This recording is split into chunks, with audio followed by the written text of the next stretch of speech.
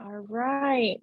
Hello, everyone. Thank you so much for coming today and joining us for this very important topic of harm reduction. And also joining us today are our peer support specialists in our community. They work for Family Health Centers of Louisville and the Phoenix Permanent Supportive Housing Program.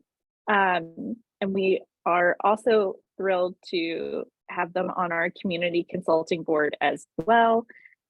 So welcome Tamala, Angel, and Vic, and also welcome everyone else to today's training. We would like to thank our sponsor, Anthem Medicaid, for making this possible. And we're going to hand it over to Tamala and Angel. And Vic, please go ahead and get started. Thank you all. Hi, everybody. My name is Vic, and I live well with bipolar 1 disorder. I'm here to talk about where harm reduction and mental health intersect and share a little bit of my lived experience with you. Me, Angel, and Tamala are here to share how harm reduction works for us and why it's so needed. We're going to reserve a few minutes at the end for questions. So if you have questions, you can put them in the chat and we'll answer as many as possible at the end. So harm reduction is a set of practical strategies and ideas aimed at reducing negative consequences associated with drug use. It's built on a belief in and respect for the rights of people who use drugs. I like to think of harm reduction as more than drug use. It's any behavior or strategy that reduces risk of harm to you or others. It's not limited to drug use. Most of us practice some degree of harm reduction on a daily basis, like putting on a seatbelt in a car. Harm reduction strives to meet a person where they're at. The success in a harm reduction journey is measured by quality of life. And we celebrate any positive change a person makes. Total abstinence isn't necessarily the goal unless the individual sets that goal for themselves. So I want to talk about how when I first entered psychiatric care formally, how it really could have gone better had my providers been harm reduction informed. If I were to write a book about my life with bipolar disorder, I'd call the chapter where I was diagnosed, don't do drugs and all your problems will go away. During my first hospitalization for mania, I was suspected of using meth and drug tested. I had never even seen meth. The doctors were surprised that all they found in my system was THC. I had been awake for days on end, painting on the walls and the ceilings of my bedroom, art and just cryptic messages. I received a diagnosis of bipolar 1 in the hospital and a referral to an outpatient psychiatrist. My first outpatient psychiatrist told me I had experienced mania and psychosis because I had used weed. So I quit. I shared that with the doctor at our next appointment, and he said, saying you haven't smoked weed in a week is like saying you haven't smoked crack in 15 minutes. And he suggested I didn't have bipolar and just needed to stop using substances altogether. It discounted my efforts, but I had come to this person with a really serious, really vulnerable problem, and I trusted them and believed them. Eventually, that doctor did decide that I have bipolar, but my symptoms would be mild if I just didn't use substances. So I quit them all, everything. THC, alcohol, nicotine, even caffeine for over a year, nothing. In that year, I learned that doctor was very wrong. My symptoms didn't get any milder, and I still had bipolar disorder. I eventually moved on to another provider, and then another and another. Here and there, I'd resume substances, but also frequently took long breaks, sometimes years at a time. Anytime I used drugs and decided to share that with a mental health provider, my care changed.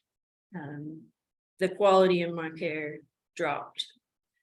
The responses I received were always disempowering, and condescending. At best, the providers would dismiss my symptoms, my complaints of medication side effects, and at worst, they would call me drug seeking. There were times throughout that I was so discouraged and so disempowered that I just quit going to care. I quit going to appointments. I quit taking medicine. It was just so difficult to find compassionate mental health care. During that, my life would build, my wellness would build, and then completely collapse and repeat. Getting a mental illness diagnosis is deeply difficult. There's a lot of shame and stigma to dig through. You feel ashamed of yourself when you receive a very serious mental health diagnosis. I was in a pretty vulnerable place, newly diagnosed, and pretty ill-equipped to cope with it. And I encountered a lot of blaming and shaming from my providers. I felt like I was being sentenced to imprisonment by bipolar disorder. I kept going through this cycle over and over. I'd see a new psychiatrist, I would give a dirty piss test or tell him the truth and get subpar care. When I was honest, they treated me without much compassion. I even got kicked out of a few clinics and practices for continuing to use marijuana. Eventually, I decided to try something new. And once I had a new psychiatrist scheduled, I intentionally took 2 months off of all substance use, nicotine, tobacco, caffeine, alcohol, the works, so I could provide a clean urine screen and honestly demonstrate total abstinence, and then lie to them for the duration of my treatment. Regardless of whether or not I used substances, I always told them I did not. I couldn't keep gambling on whether a new psychiatrist would attribute the symptoms I'd been experiencing for 15 years to drug use and getting my symptoms dismissed, which then took over my life. So today I'm mostly stable.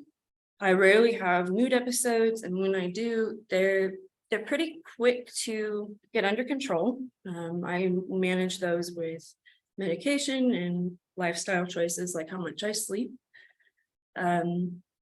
I still use drugs. I also still take very long breaks from drugs I enjoy.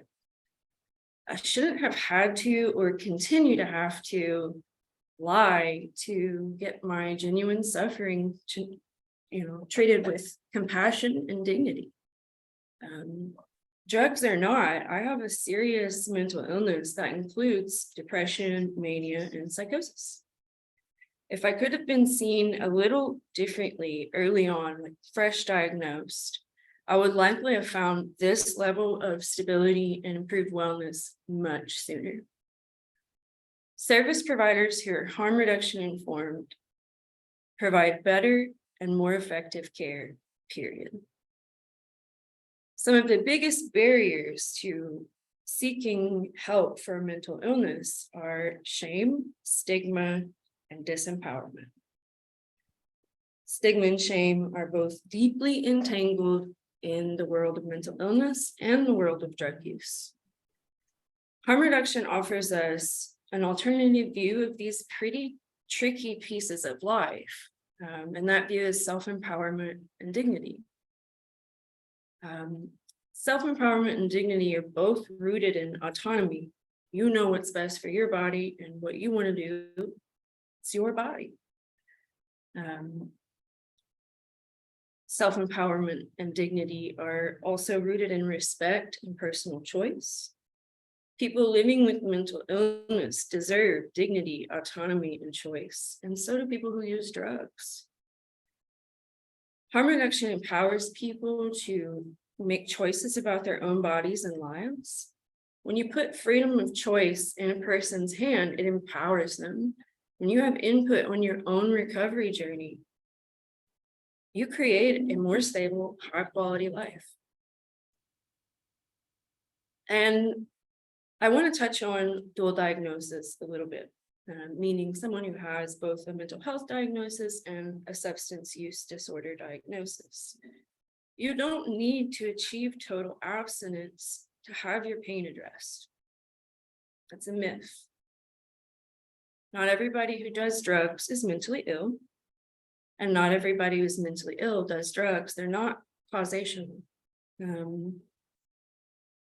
When we tell people that their pain is caused by an active choice, we're dismissing them and we're disempowering them.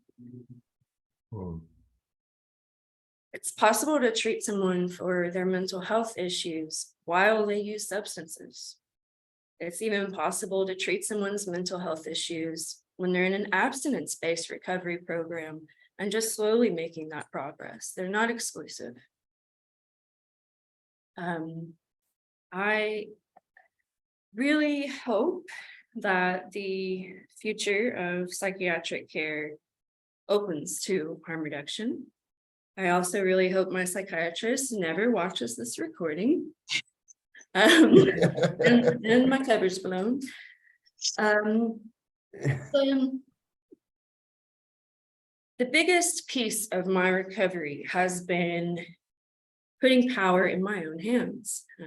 I wouldn't say I ever struggled with chaotic substance use, but feeling like I had input on the goals and the decisions and the progress as I recovered wellness from a mental health standpoint made it work. That's how it worked. It didn't work until I had input on the plan. I am running a little ahead, but I'm going to pass it off to my lovely peer, Tamala Johnson. Actually, Angel. Angel. Oh, it's Angel. All right. See, I'm mixed up now. It's okay. You did great. You did a good job, Vic. Hi, my name is Angel. I'm a peer support specialist and a harm reduction practitioner. I currently practice abstinence as my harm reduction strategy and tool. I started my journey in recovery December 4th, 2016. And at that time I started and I became abstinent. I knew nothing of harm reduction. I knew absolutely nothing of any other way for me to get to this place of recovery, whatever that is, you know, to me now and to anyone else listening. I knew nothing of harm reduction. Who knows what my life would have looked like if I did. But it was a very close thought when it came to what will make you better, which made it very hard for me to really get better in life. You know, it made it very difficult for me to have the confidence to even proceed with getting help. So you know, I'm gonna share, you know, before I actually started my journey December 4th, 2016. I was very homeless. I've been homeless since I was 17. I lived on the streets and I did have chaotic use. You know, I would be the guy that, you know, went from gas station to gas station, you know, begging for money. I was that guy that found any place warm to sleep and I slept there. That was just my story. You know, I didn't want to pay for a place to live, and you know, I didn't care about much else, you know. Family, kids, you know, etc., school, career, you know, wellness. I didn't care about anything. I just cared about one thing, and I did it by myself. There was a lot of shame and stigma, as Vic was talking about.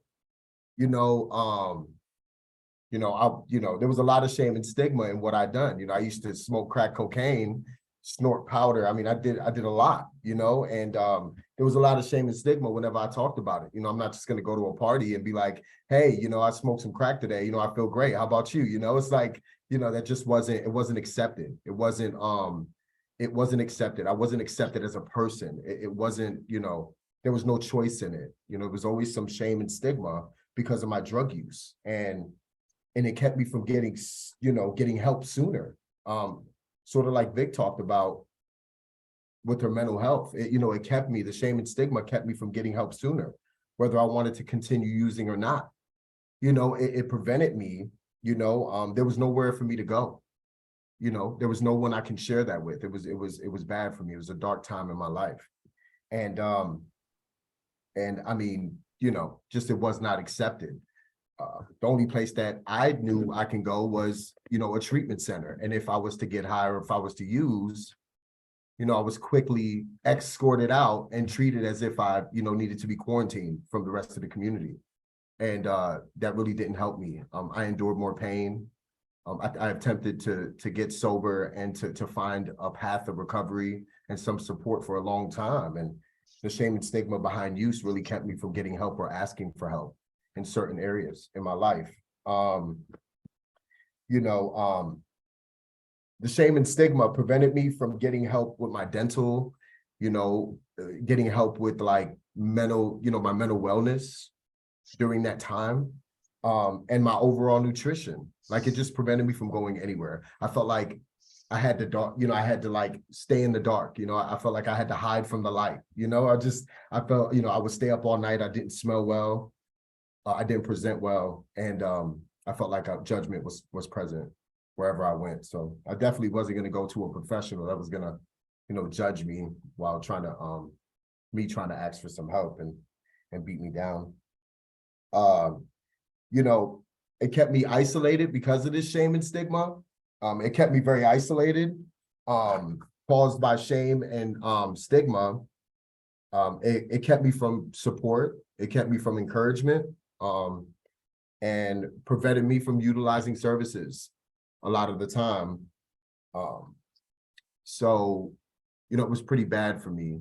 When I finally heard of harm reduction, it was like, when I first heard of it, I was kind of like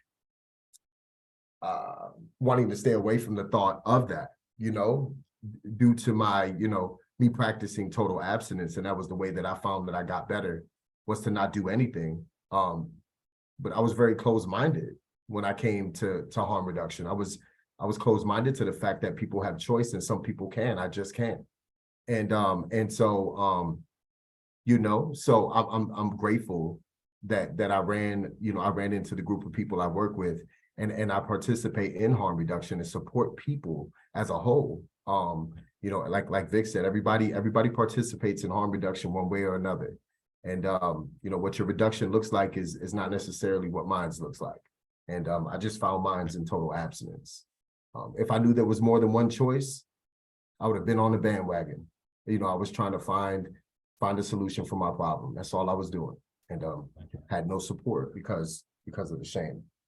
Harm reduction is an effective form of recovery. And I think the point that I want to get across to everybody today is harm reduction is recovery. It is recovery. It is a pathway and is one form of recovery. It is an effective form of recovery, and it's also an individual journey. Recovery cannot be defined by one person's definition of what recovery looks like at all. What is recovery to me might not look like recovery to you or to another person. So it's definitely defined individually, and it's a journey that only you can go on, and whatever works for you. And I think it's great. And I think it's all right. I think everything's right. I also wanted to read this. The definition of recovery, according to SAMHSA, is defined as the process of change through which individuals improve their health and wellness, live a self-directed life, and strive to reach their full potential. And I think, when I read that, there's a lot of hope in that. And one thing that I noticed last night and before was nowhere it says I had to be sober to do that. Nowhere in that definition does it say I have to be total abstinent to get, to improve my life and my health and wellness. It does not. And living a self-directed life isn't someone telling me what that looks like. So harm reduction really opened that up for me. I can be of more service to people now than I ever could be just trying to practice total abstinence. And I'm a person who believes in total abstinence as a form of harm reduction. So it's a pretty powerful concept and pretty open concept. I think it's full of hope. honestly. Harm reduction, once I found out about harm reduction, I noticed in the groups, once I started loosening up and opening my mind up to some new information, that harm reduction offered fellowship, and the fellowship I utilize is Alcoholics Anonymous, and harm reduction also has a fellowship, and they also, offer similar things like encouragement, accountability without being terminated or being frowned upon by the community for choosing to have substance use. That's powerful. There's not many places I can go that does that. And when I've seen that, even sober, when I witnessed and I experienced having this support, or seeing people get support or us supporting each other, no matter where you are, it just did something magical for me. Like I would always support and be a practitioner of harm reduction. I drink coffee every single day, multiple times. I drink energy drinks. I mean, I do not stop. And there is no way than that. I'm not going to stop, okay? I will do 10 sets of push-ups and keep drinking coffee, okay? And I love it. So it's a choice and it's beautiful. Yeah. So, harm reduction offers fellowship, encouragement, accountability without termination, getting terminated or being frowned upon by the community for choosing to have use or not in my life. So yeah, that's very powerful. Harm reduction also promotes wellness, health and wellness, with choice. And so that combination right there, that's a self-directed life. That's a self-directed life. That's a person who's participating in something they choose to, which means they're invested. When you tell me I have to do something that I never wanted to do or never knew how to do, I'm not pretty invested. I'm pretty reliant on other things around me. But when you can, like Vic said, self-empower yourself with these things that you're getting support in, like health, like wellness, like choice. I mean, when you got health, wellness, and choice, man, that's a remedy for encouragement, for being invested in your own life and taking charge and living a self-directed life. Also I wanted to touch on, harm reduction is not an escape from responsibility. Okay. A lot of people like to think harm reduction is this escape from responsibility, and people just want to use and have an excuse to use. And this is not the case. Harm reduction that we participate in and what harm reduction is encouragement and a quality of life. Where we work for a housing team, and we're peer support specialists for a housing team. We encourage people to be responsible. People are responsible. Our success rate is high, and people choose to have use and people choose not to, but that's neither here nor there. Harm reduction is not about evading responsibility. It's about taking responsibility. It's about empowering yourself, educating yourself, being honest and being loved and showing love, man. It's a community of hope. And harm reduction is definitely an effective pathway up the mountain to recovery. So yeah, I think I kind of went quick too, but a little quick on that. But yeah. That's all I got. I think I'm gonna pass the torch to Tamala. Oh, so much for that timeline we worked out. Yeah.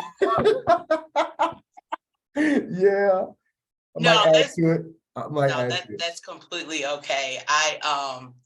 I'm just super stoked at the opportunity to speak with the community about harm reduction, and you all have both done a great job, like a great job. Like I'm just over here enjoying just being reminded on what a powerful team I'm a part of. We've spent weeks since we found out we were going to be doing this, just like studying, going over different topics, objectives, like the points we really want to get across. But the reality is, like, we live this. We do this every day. I live this. My personal journey is harm reduction. When I came to the team 6 years ago, I was living an abstinent lifestyle. I had been living abstinence-based recovery for 12 years.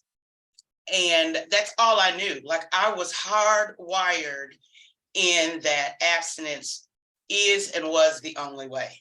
Mm. I had chaotic substance use with crack cocaine for a period of time in my life, and learned through the 12 steps of AA that I could not use anything.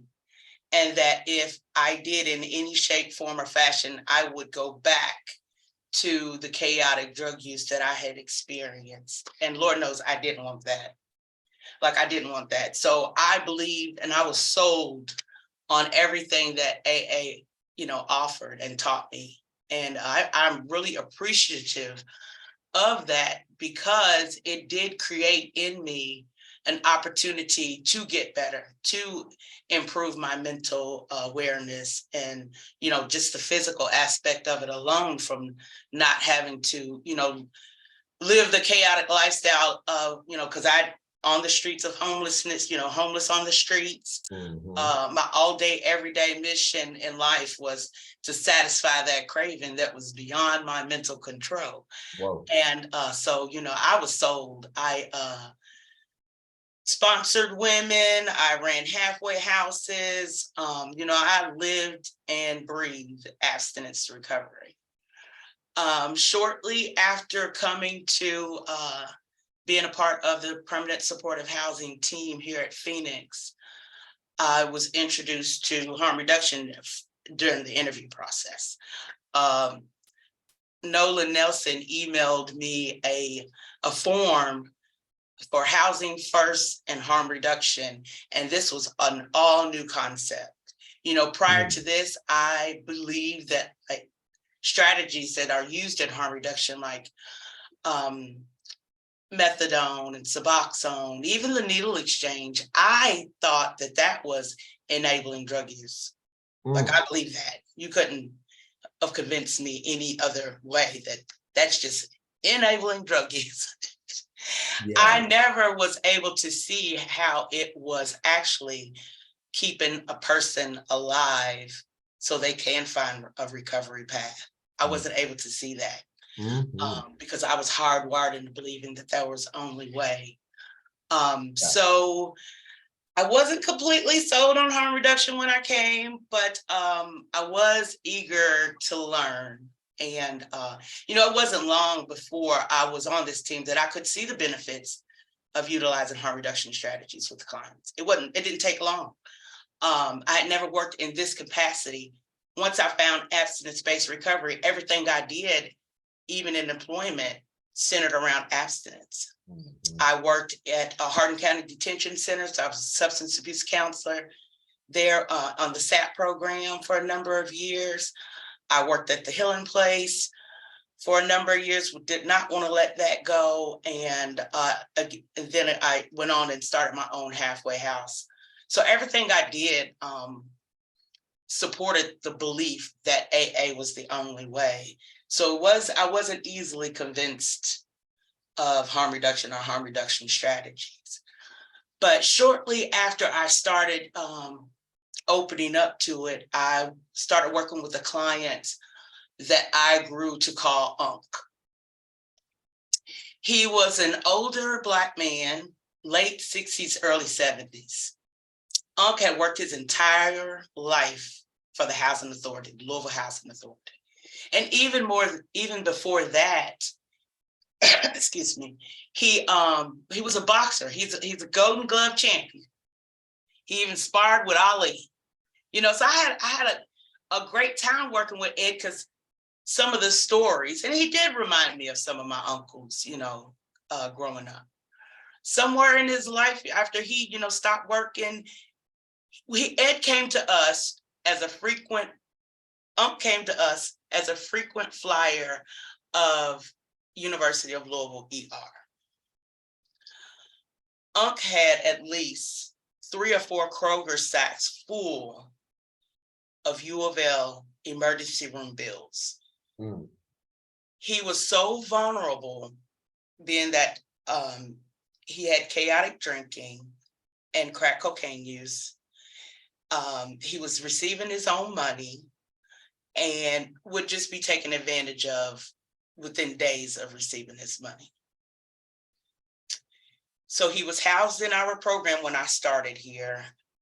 He was still getting his own money, but the case manager that was working with him was actively trying to get a state appointed guardian so he could have some structure with his finances, a harm reduction strategy. Yeah. Because getting his own money, we would take him to the bank, make sure he paid his rent and any other bills, and the rest was his. He paid 30%, he got to keep the rest.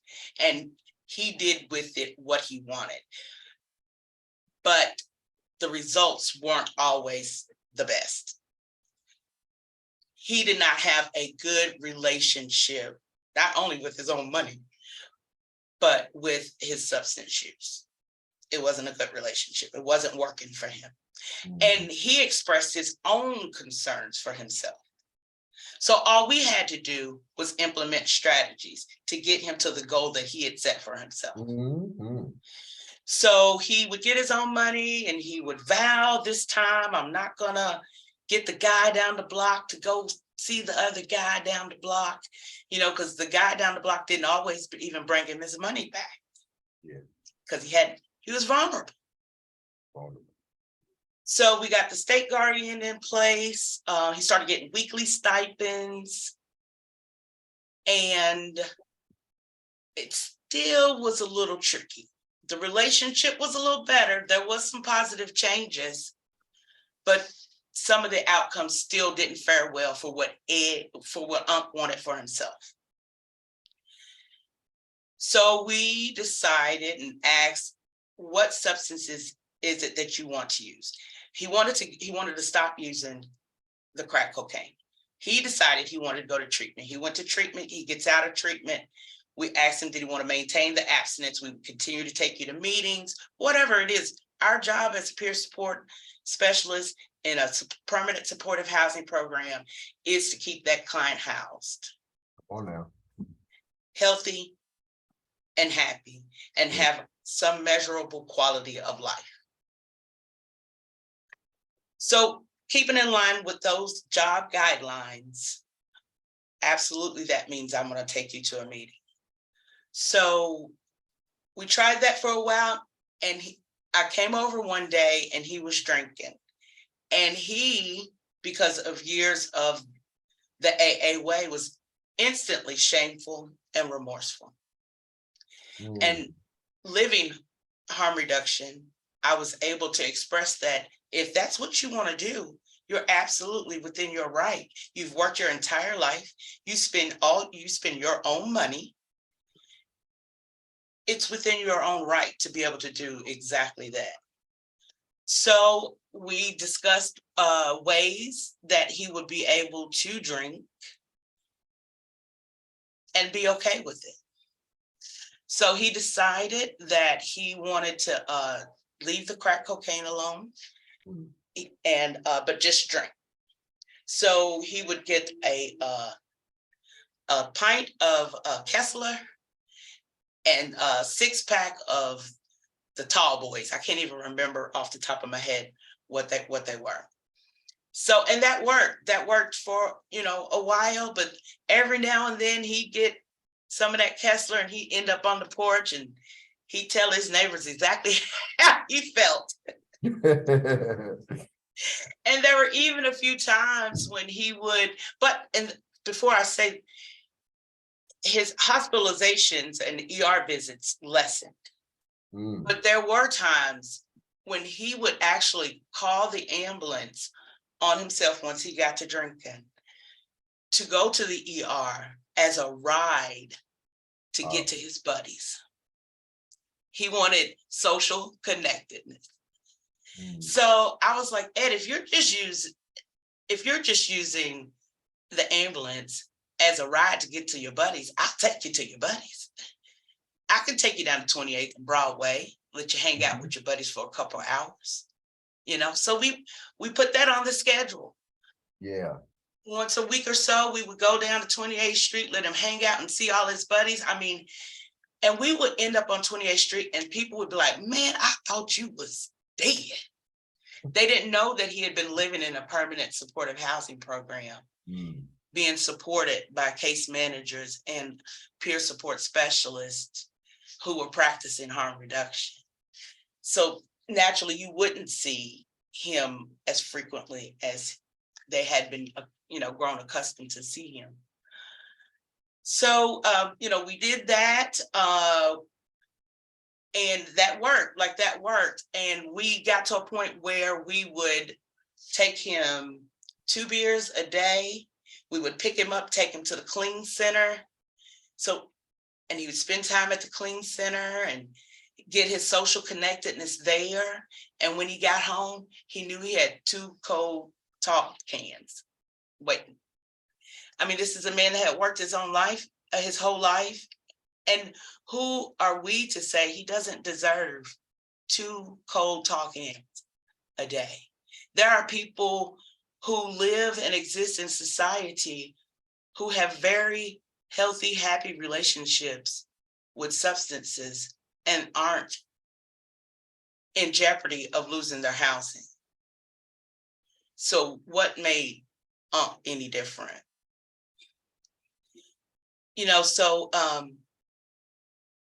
He deserved just what he got, and he's now in a higher level of care just because he began to age more and he was falling, not due to being intoxicated, because he chose to have just a couple of beers a day. We've got to kind of get away from the idea that harm reduction is like advocating use. Like, harm reduction simply allows continued contact with clients. It helps to create continued opportunities so we can address the harmful nature of their substance use. We were able to move him, because it's a spectrum, we were able to move him from the vulnerable, chaotic use to a very acceptable lifestyle for Ed, for Ted. In my own personal journey with harm reduction, one of the things that sold me to the idea of harm reduction was people have relationships with substances. And I knew relationships, like I got a relationship with my mother, relationship with my kids, different family members, co-workers, like I know relationships. I had a very abusive relationship with a partner once. And so I knew relationships, I understood relationships. So when I looked at people have relationships with substances, I also could relate to the fact that I had a very chaotic relationship with crack cocaine.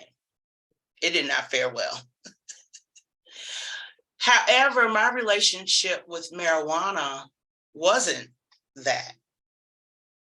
Prior to abstinence-based recovery, I had a very healthy relationship with marijuana. At some point, crack cocaine became paramount over that. So I never really looked at my old friend, marijuana. I never really looked at that relationship because I was too busy in this abusive relationship with crack cocaine. So when I learned in harm reduction, we have weekly harm reduction meetings for our clients, that, man, I'm really excited about the team that I'm on. Like, harm reduction is really spoken here.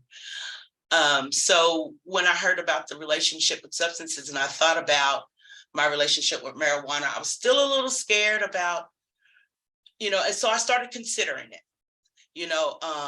Where I lived, I had neighbors who smoked marijuana all the time. And here it is, I would come in from my Monday night women's AA meeting, and I would be just jealous and just, envious that they were able to smoke marijuana. And I would be like, it's awful loud in here, just because of the smell of the marijuana take over the building. But really, when I look back, like, I envied that they had that relationship and I didn't. So on a sibling trip, with my brother to Vegas, to Las Vegas, after a lot of consideration, education, looking within myself, and I've grown, been 12 years in abstinent recovery. I decided to change my recovery path to wellness-based recovery. My recovery is contingent on me being well, not abstinent. There you go. So while on that Vegas trip with my brother, Vegas is getting it right. Shout out to the other 21 states that are getting it right. I resumed that relationship with marijuana.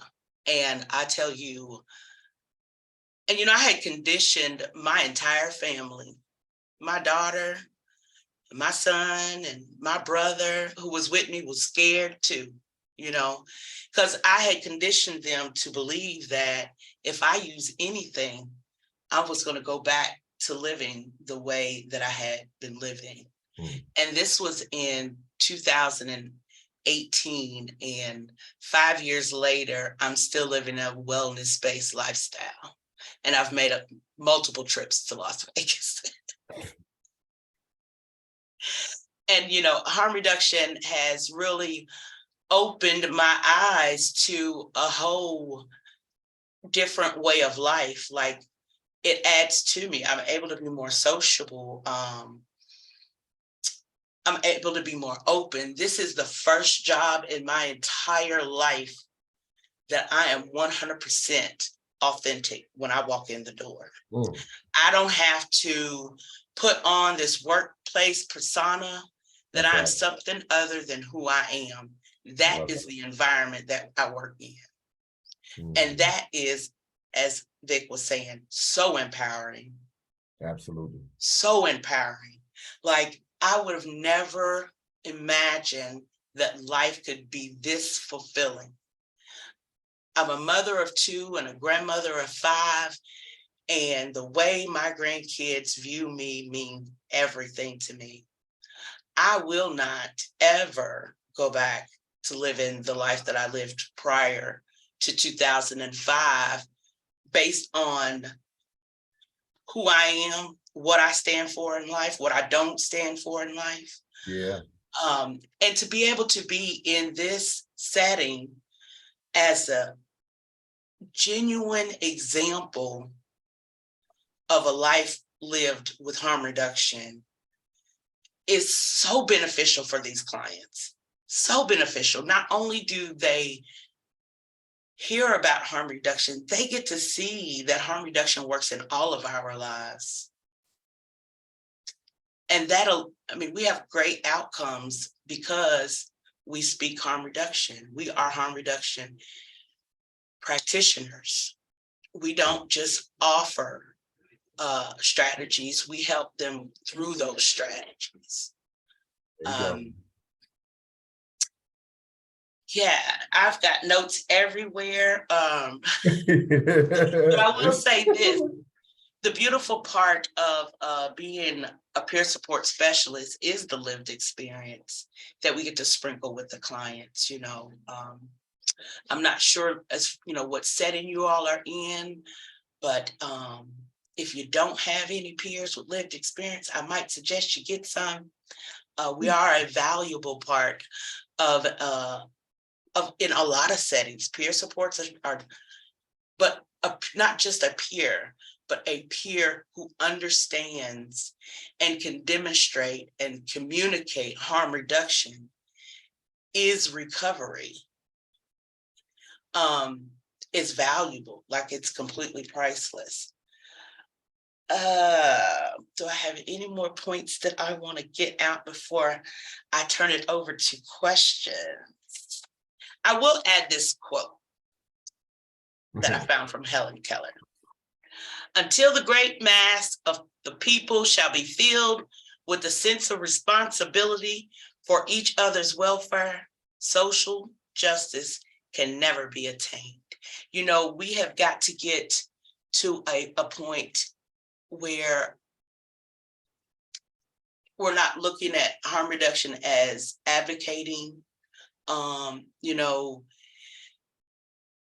we want to have continued contact with clients that creates continued opportunities to be able to address the harmful nature of their substance use. So we can focus more on the secondary issues like the social discourse, more diseases, and ultimately death, because dead people can't recover. There you go. You know, we're in the business of human outcomes, and to look at this from a moral and ethical perspective, it's pretty barbaric to not be utilizing harm reduction. Right. You know, and not, you know, especially if abstinence isn't what the client wants. So I suppose we can open up for questions. I wanted to add real quick. When I joined this team in 2020, I had no idea. I knew nothing about the concept of harm reduction. And the two peers that I'm presenting with today have taught me so much about the concept, and from two totally different ways of practicing harm reduction. I also wanted to say Yes. that all three of us are harm reduction practitioners that hold full-time jobs. We have good relationships with family, we have friends, we have very full lives, and we're all examples of how harm reduction works. Yeah, harm reduction, a harm reduction for me, really quick, when I started, it really helped with my transition back into my family, you know, being a big brother, you know, being a brother to my sister, you know, going back around family who choose to have use in their life. I stood away from it for a very long time, you know, due to ignorance. And when I started learning that people have choice, and that, you know, I just had a bad relationship, like Tamala was talking about, with my substance, that it wasn't, you know, that it wasn't nothing else but a bad relationship that I had with it, not that it is bad. I started going back around my family, and now my quality of life has improved. They call me for, you know, they call me for advice. They call me to talk. They call just to say hi. And you know, I came back around. For a long time, I stood away because they didn't choose to be abstinent. And that really, you know, that helped with my transition. The open-mindedness of harm reduction helped with, you know, my connection with my family again. It really allowed me to be a big brother and to be of use to my family. So, you know, I'm very grateful for you guys. Tamala helped me not to be scared of harm reduction. And Vic helps me all the time with her strategies and ways that she does to stay well. It's a beautiful thing. So Yeah. I did want to add this one point, because I heard this recently. Nolan shared it with me. Because, you know, talking about like hierarchy of drugs, you know, newsflash, if you use coffee, you're a drug user. facts. So get someone abstinence to say, I'm a drug user because I use coffee, you know, and be scared. But I drank. Even in my own mind, I had kind of created a hierarchy of drugs in that, you know, coffee safe, nicotine safe, marijuana, but when you get into the more harder drugs, meth or heroin and all the other opiates and things of that nature, I heard that there are no bad drugs. There are bad relationships with drugs. And keeping in mind that everyone, you know, has relationships with substances, I could understand that, yeah, that I had a bad relationship. Me and crack is not friends, but crack has, not everyone has the same bad relationship with crack. Absolutely. Absolutely. Some people have bad relationships with marijuana and causes extreme paranoia, even if it's just the UPS man coming to the door. Even reactions. Yeah. Right.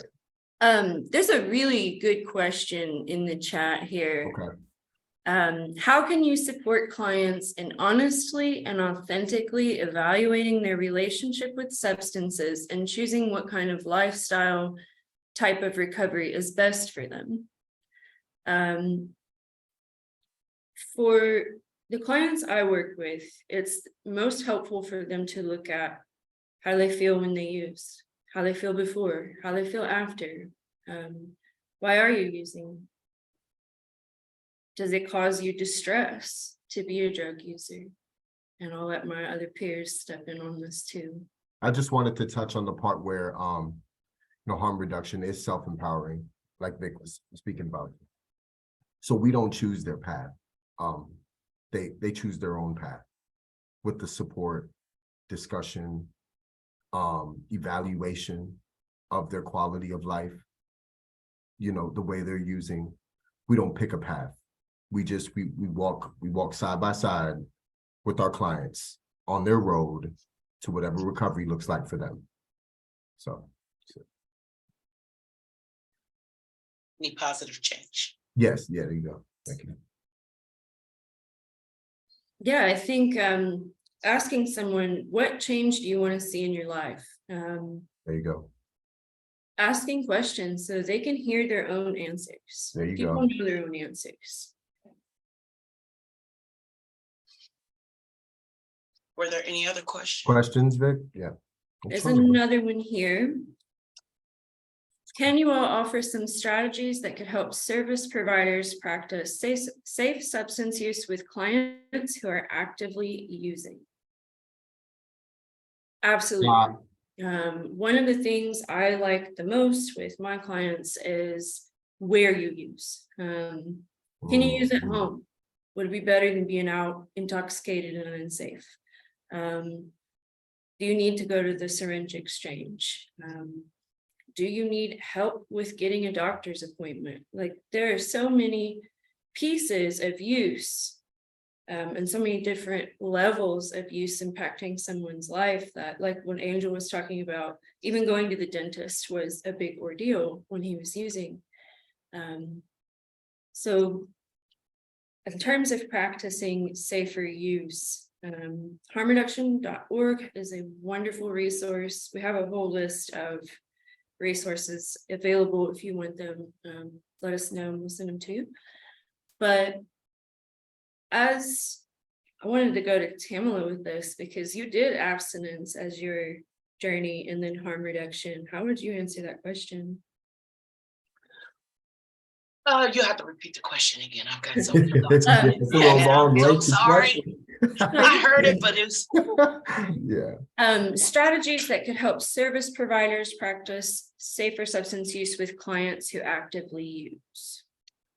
Well, yeah, definitely it would depend on what they're using, the route of administration, how they're using it. Are they, are they smoking it? Are they, snorting it? Using the needle?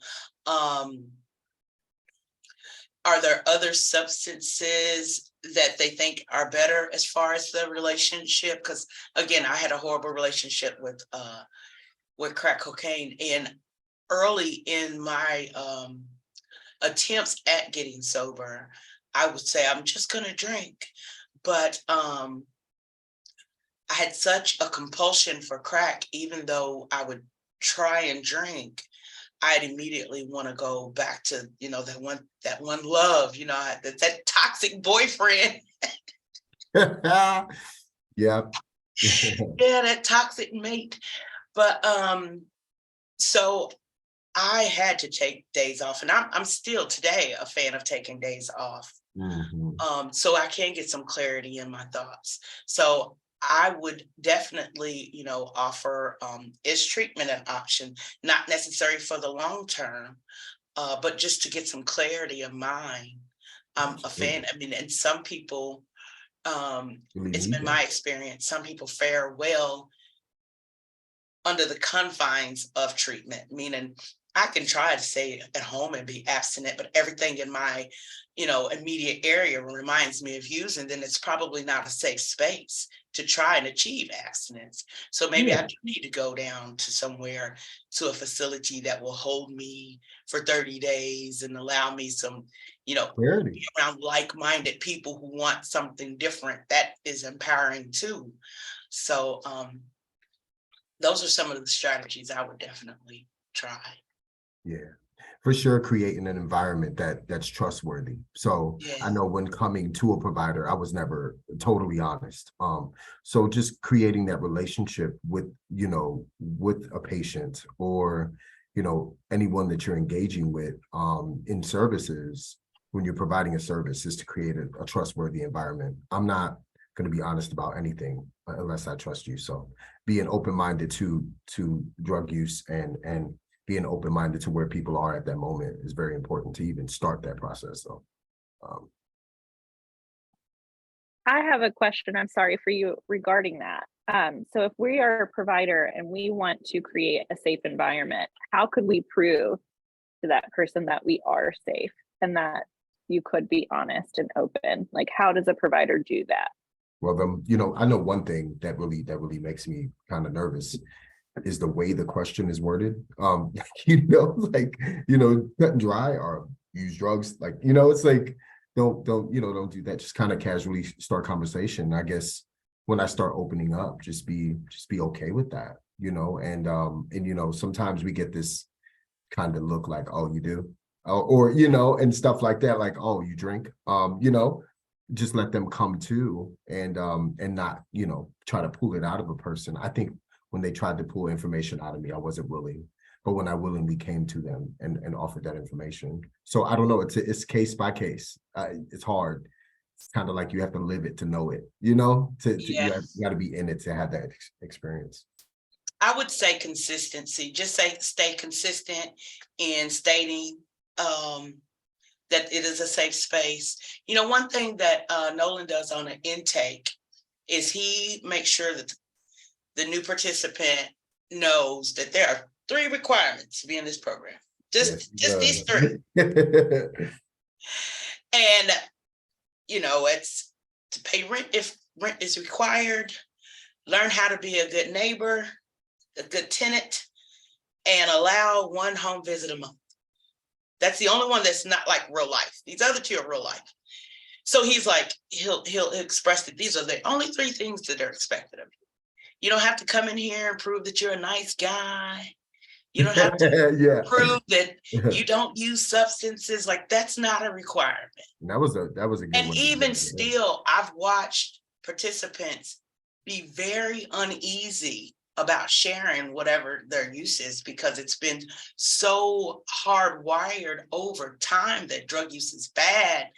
It's about being consistent and ensuring that they are in a safe space. Yes. And that they're not in jeopardy of losing anything by sharing their honesty. Or being shamed. Yeah, just the support part. I guess that was I don't know if I answered that. I think Tamara did a better job at answering that question. So. Let me unmute myself. I would say be direct, be upfront. Not everybody's going That's good. to understand that you're someone they can trust. So you can say, I don't care if you use drugs. I'm not the cops. I'm not the CPS. I'm not coming to arrest you or inspect you. Like, the only reason I want to know about your drug use is so I can get to know you and get to know what you need and what you want. That was real good. Wow. Yes, Vic, that was amazing. I really like that. I just wanted to add on really quick, Danielle, by saying that I think it's probably, and you all can correct me if I'm wrong, it's probably a good approach to when you're working with someone, especially if you find out that they are using, be so mindful of your body language and your facial expressions and what you say to them, because that can just destroy the relationship immediately. Yeah, very good point. That's on one of my notes too. Yeah.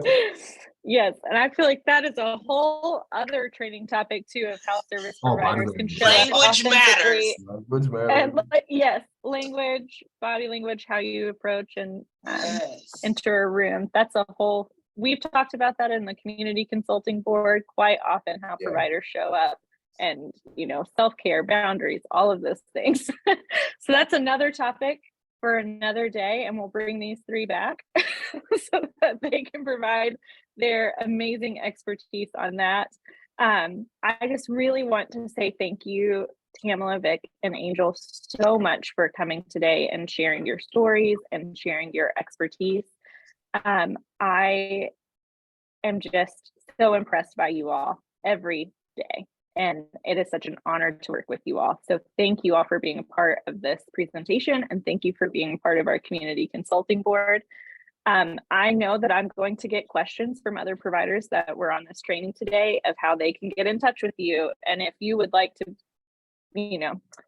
train their staff and all of that. So if you Awesome. all would like to share that That'd be awesome. here now. Absolutely. Absolutely. Yes. And we will send the recording out along with the resource page that our 3 peer support specialists provided us. And it will also be linked on our community table website and on our YouTube channel. So thank you all so much. And thank you for everyone who attended. And thank you to our sponsors, Anthem Medicaid, again, for making this possible. We are able to pay our folks and also make it free to anyone who attends. And without Anthem Medicaid, we wouldn't be able to have this. So thank you all. Yeah, thank everyone so much. And you all have the best part. Oh, we have a question raised. Here we go. Sorry, Michael. I see you have a hand up. Can you put in the chat your question? Or see if I can unmute you. I'm sorry, I'm trying to unmute you, Michael. I'm sorry. Nope. Oh no. It was unmuted. I don't know what happened. I don't know either. I'm trying. Oh, you're unmuted, Michael. I hit the wrong spot. I didn't mean to hit that. Thank you, Michael. Thank you. All right. And like I said, Vic, Tamala, and Angel, thank you. And if anyone would like to reach out to them, please feel free. They're fantastic. But I will also put in a plug. You must pay them for their time because their time is valuable and they are experts. So pay them accordingly. All right. Thank you, everyone. Have a great day. Thanks, Thank guys. you. Thank you. Bye. Bye.